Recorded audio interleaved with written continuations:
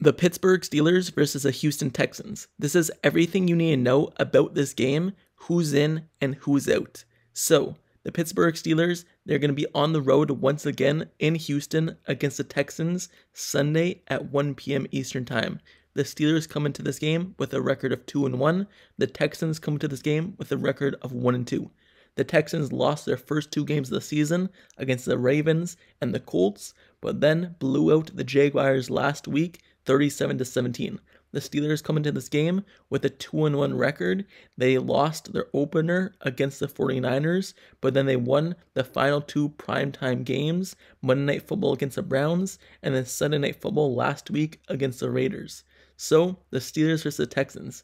This is who's going to be inactive and who's going to be active and questionable for this game. This is the injury report. So, I'm going to start off with the road team, Pittsburgh Steelers. This is their injury report from Friday and the game status for the game. They have a long list of injuries. So to start off, they have punter Presley Harvin with a hamstring injury. He did not practice on Friday. And number 11, wide receiver Allen Robinson with an ankle injury. He practiced in full. Cornerback Patrick Peterson, non-injury related.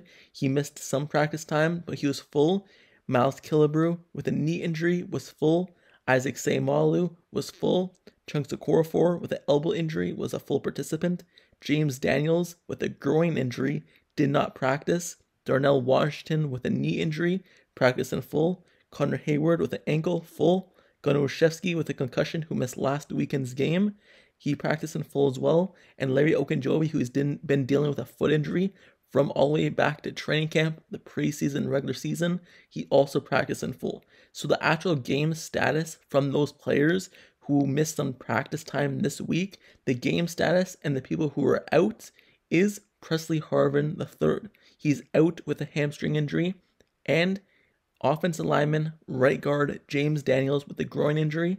Both those guys missed Friday's practice and missed a lot of time throughout the week, and both those guys are out for this matchup against the Texans. Meaning that looking at the punter who's going to be replacing Presley Harvin III, the Steelers brought in Brad Wing from the practice squad, but I'll get more into that later on. And James Daniels' replacement more than likely will be Nate Herbig. So that's the Steelers injury report versus the Texans for this weekend's matchup. Now, moving over to the Texans injury report for this Friday.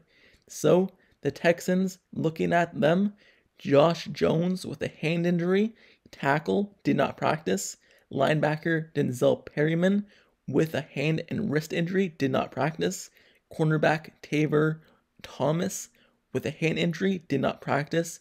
Laramie Tunsil with a knee injury, did not practice. Michael Deter with a chest injury was limited.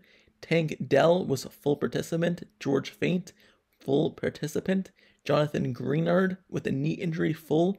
Shaquille Griffin, foot injury, full. Shaq Mason, ankle, full. Jalen Peter, chest injury, full. Jimmy Ward, full. Wide receiver Robert Woods, full. So only people questionable for this game and out are Josh Jones with a hand injury, out. Denzel Perryman, Tavir Thomas, Laramie Tunsil. Those are the guys that are be questionable and out for this game.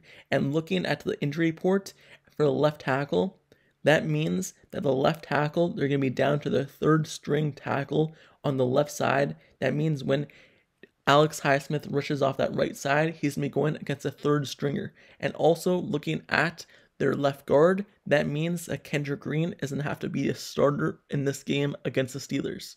I'm going to get more into that in this video, but that is the Houston Texans injury report for this game against the Steelers. Now, enough with the injuries. Let's move over to the actual game being played on the field. Like I said, Kendrick Green, who got traded by the Steelers to the Texans this offseason, right during the preseason, he's going to be a starter against the Steelers. And like I said, the third string left tackle will be starting for the Texans as well. Meaning the Steelers defensive line should have a feast day against the Texans offensive line. That means when TJ Watt runs off of the left side, even though he's not facing no backups, it should be easier for Alex Highsmith going against a one-on-one matchup against a third stringer. And when DeMarvin Leal, Larry Ogunjobi, Keanu Benton, whoever's rushing on the inside for the Steelers, going against Kendrick Green, who we all know has been struggling throughout his career from where he started at center to now moving to guard. He's been struggling. We all know how he plays. The Steelers should have a feast day going against them. And it should be a good matchup and a good one that favors the Steelers' defensive line. So watch out for a lot of sacks, tackles for loss, and a big game for the defense.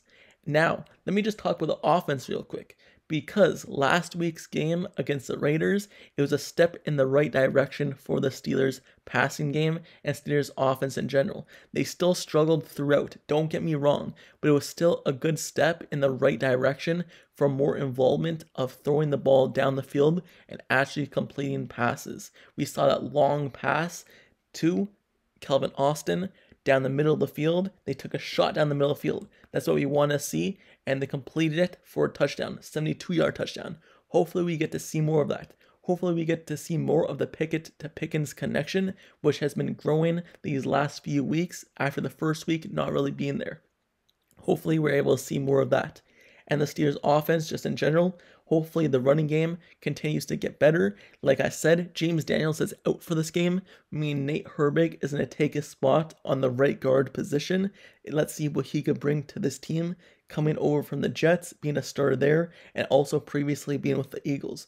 Hopefully he lives up to his nickname, Nasty Nate Herbig, and he's able to produce for the Steelers and help their running game and help their passing game. The best offensive lineman so far this season has been James Daniels, so the Steelers missing him on the right side of the offense line.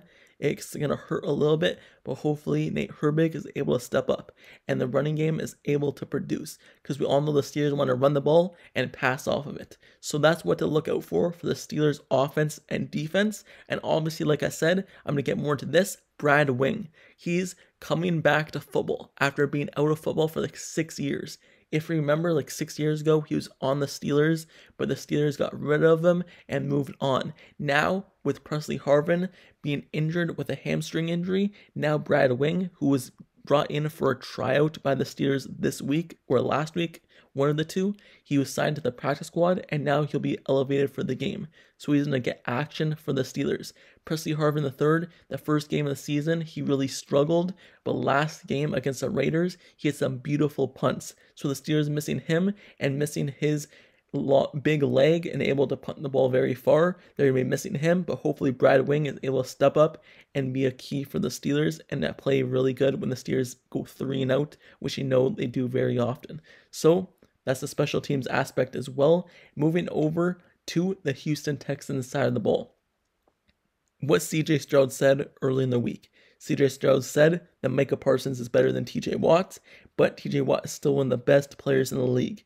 And now let's see what CJ Stroud could do for the Texans versus the Steelers. He also said that they're not just going to lay down and let the Steelers win this game. So let's see how he does with his rookie wide receiver Tank Dell, who's been performing very good as of recently, having big yardage. So let's see if the Steelers defensive backs, who have struggled against the pass of the season so far, laying over like 100 yards to Devontae Adams in the first half, and just a big game in general. Hopefully they're able to slow down that Houston Texans passing game, and CJ Stroud has probably been the best rookie quarterback so far this season amongst the bunch. So let's see if the Steelers can slow down him and their running game as well, which obviously they have Dameon Pierce running the ball. The Houston Texans defense, I don't really know much about them. I'm not going to go too much into depth about them, but they also held the Jaguars to only 17 points, who are supposed to have explosive offense in the Jaguars. They will hold them down and not really let them score as much. Even against the Ravens didn't score as much against the Texans, so their defense has been pretty solid, not allowing too much points. So them against the Steelers offense, who's been struggling, but just getting better as of recently. Let's see what they do against the Steelers. The offensive line for the Texans, they should be struggling a lot to run the ball and pass protect, because the left side is going to be depleted. Third string left tackle, and then Kendrick Green there at left guard. So their offense line is going to be struggling against the Steelers' powerful front. We all know the Steelers build their defense from their defensive line, and that's going to be the weakness for the Texans. So that should favor the Steelers in the matchup. But this is everything you need to know for the Steelers versus the Texans at 1 p.m. Eastern Time this Sunday. It's going to be a big matchup because if the Steelers win this game, they go to 3-1, and if the Texans win this game, they go to 2-2. So the Steelers versus the Texans, this is who's in, who's out, and everything you need to know.